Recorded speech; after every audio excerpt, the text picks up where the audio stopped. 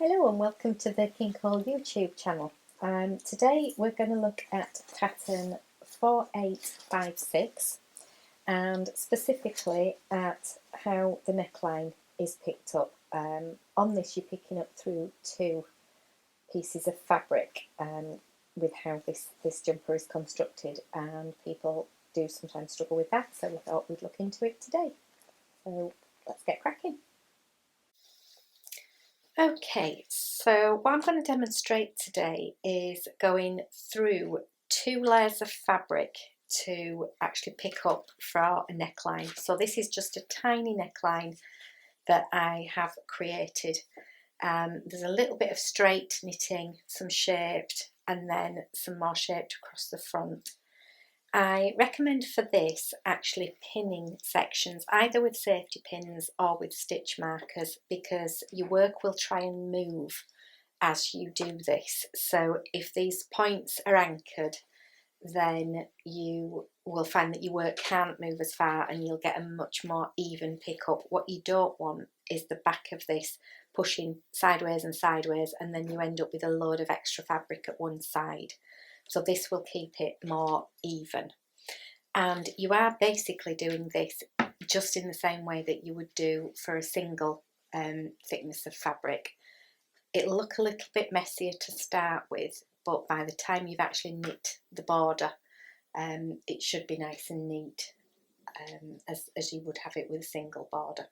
So I've got a very, very different coloured yarn, just so that you can really see what I'm doing. Obviously this would normally be in the same colour that you've worked on before. So if you loop it and bring it through both fabrics there, then do make sure that you're working with the proper thread and not with the tail, because that would be very frustrating as you got further down. So I always say to go through a whole stitch when you're picking up, and obviously however many stitches you pick up will vary on your pattern.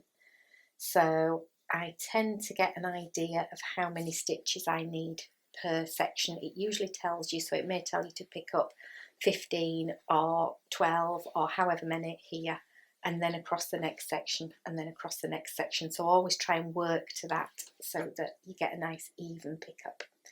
So go into the front stitch and then through into the back stitch. Wrap it like you were going to knit, and then bring it back through. And I'll just do a couple more. I'm not making these incredibly even, because obviously it's just a little demonstration, and you may have to add more stitches in or take stitches away depending on what number you need to pick up. So again, when you're going down the angled section, I would make sure that you're picking up neatly in the front. You don't have to be quite as neat for the back. It helps if you neat on both bits, but obviously the front is far more essential to how the finished product would work. You may need to pick up extra stitches here. Obviously it's a very individual thing depending on the pattern. When I get to a shaped section sort of like this, you can go through there, so through that bit there, rather than, if you go too far back it's going to make it too thick and you'll have too big a chunk at the side. So that's working fairly nicely. Again, don't pick up here. That's a stitch you want to avoid. You want to be in the middle of a proper stitch for both the back and the front. And then here I would again avoid that section there, go into that one. So that is your first full stitch across the back, and this time try and work into a whole stitch. It can be a little tricky not to end up with through right. Try again.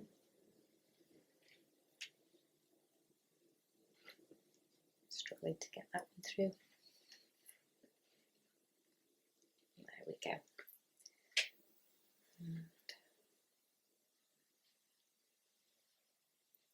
And that one, and the one behind it, straight through, bring it through both.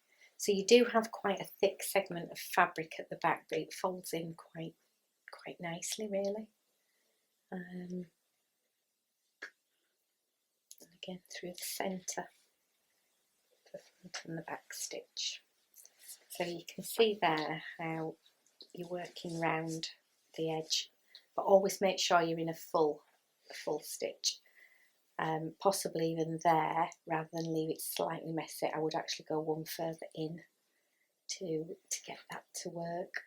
But you do have to play gently and slowly with this section, otherwise it could spoil what is otherwise very beautiful piece of knitting, because often it's the rushing of this final stage that actually spoils a garment rather than making it look really good.